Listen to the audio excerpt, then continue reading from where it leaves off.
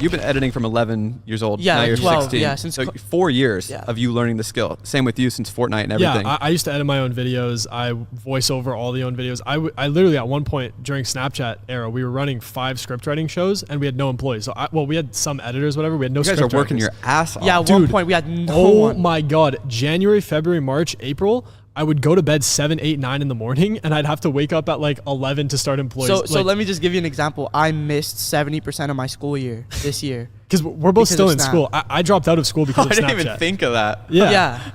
So Holy sh- are you still in school? Yeah, like barely, but yes, I am still in school. He's in high school. 70% of my school just started year, high school. like 60-70% of my school year I missed because we would stay up. So he'd stay up like EST time until 10 a.m. from the night before, and I'd stay up through school hours to edit these videos. How are you here right now?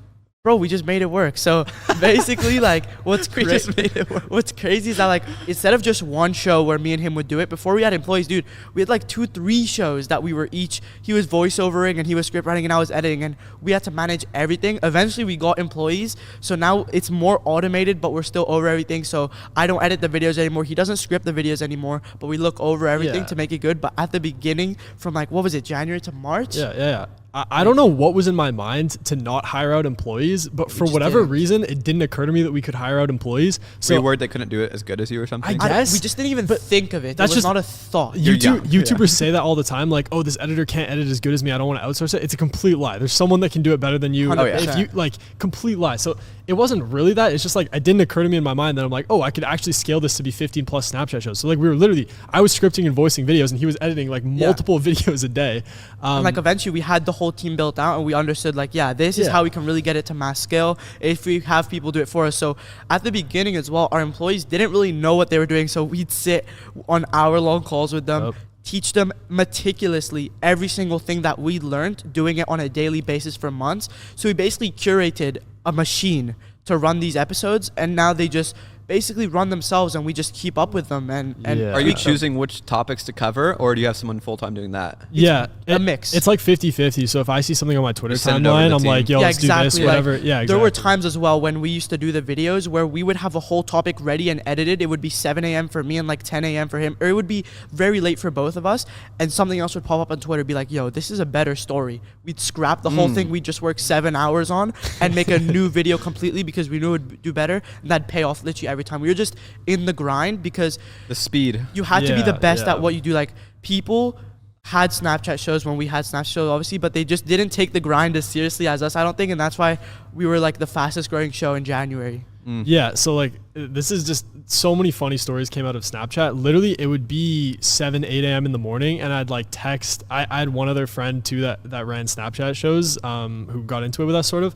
And I would literally text him like, how many thumbnails have you done tonight? Because per episode on Snapchat, you have to do 4 thumbnails. So like, if we're uploading, like, I was literally doing 32 thumbnails a night. Yeah. And I would text him and it'd be like 7 a.m. and he'd reply instantly and be like 24 tonight. And it like 7 a.m. we're on Eastern time. It's like, what is going on? Like, we had a whole group of people that were in this grind with us, and they also at the time didn't have employees. So we just follow up on each other, like us being up late at night and just working on these videos and grinding them. And we kind of just built it up together. Yeah. Was it just fun for you? It was really fun. I'm not going to lie. I really enjoyed it. Same. It was the first time I've ever grinded grinded for something like that. And there was obviously a reward to it, a big one. But to be honest, like, it was so fun just seeing the views go up on the videos. Yeah. Like, it wasn't even the money. Obviously, the money's nice, but just seeing the views being good at something. Yeah, like the views going up, the stats being amazing, us being the best show. Like, it was like so much positive reinforcement from the platform to us, and just made us push harder and like excel in what we did.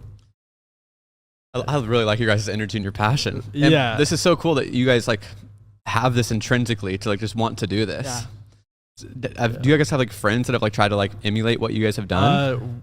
We actually, this is like, it's just a weird, whenever I tell people this, like most of our employees are my friends. Exactly. Really? Yeah, like a lot of the editors that we have were my friends when I used to edit, and they teach me how to edit. Online communities or in person? Our best scriptwriter right now is my cousin, like my in real life cousin. And I just literally before coming here, you train him? I dropped off a microphone and he's going to start voicing because like, anyway, I trained him. He sat in calls with me to learn script writing. So best script writer.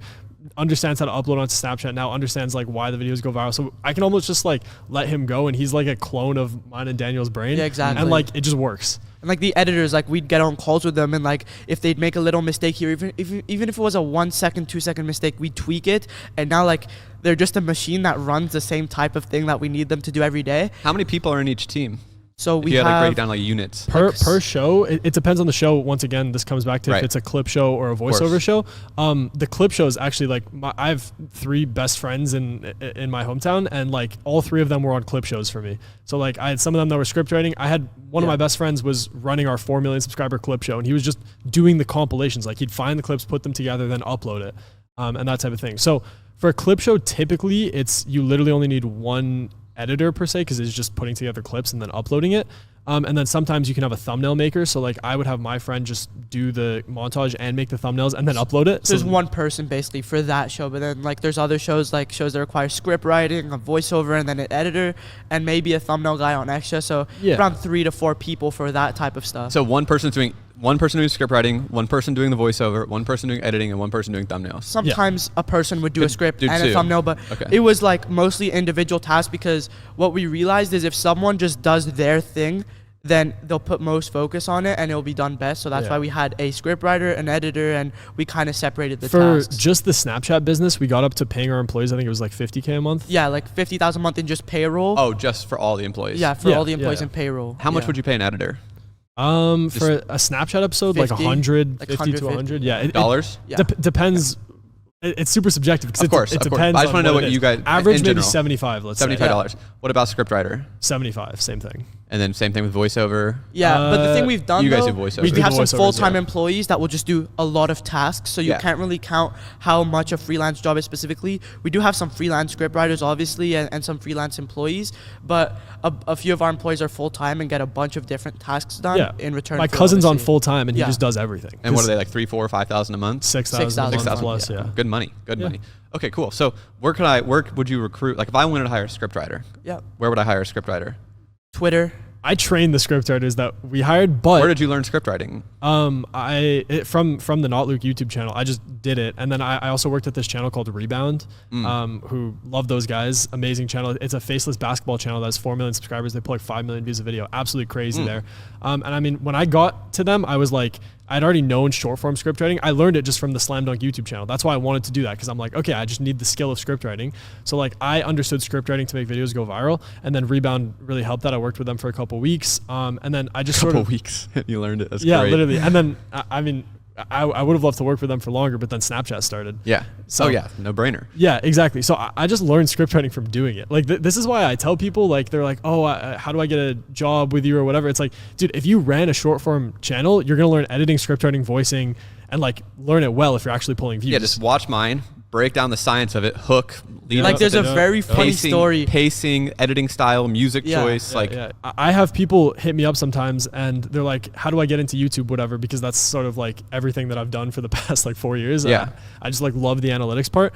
And I'm just like, start a channel, like just start uploading something. And I give people my phone number and I'm like, yo, just text me if you run into any problems, because you're going to run into problems. And there's only been 2 people that have really gone through with that. And both people, I know them from online, talk to them about it. Both people have over 1 million subscribers now. And they just text me. They're like, it's a skill that they can learn. 100%. It's all a skill. People do not understand this. Going viral is not luck. It's completely a skill. There is some luck to it, which is the algorithm playing its thing, but you have to minimize the luck and maximize your chances. And that's where the skill part comes in. And it's a very doable thing that not a lot, like it's very doable. Just some tweaking to videos and you can go viral.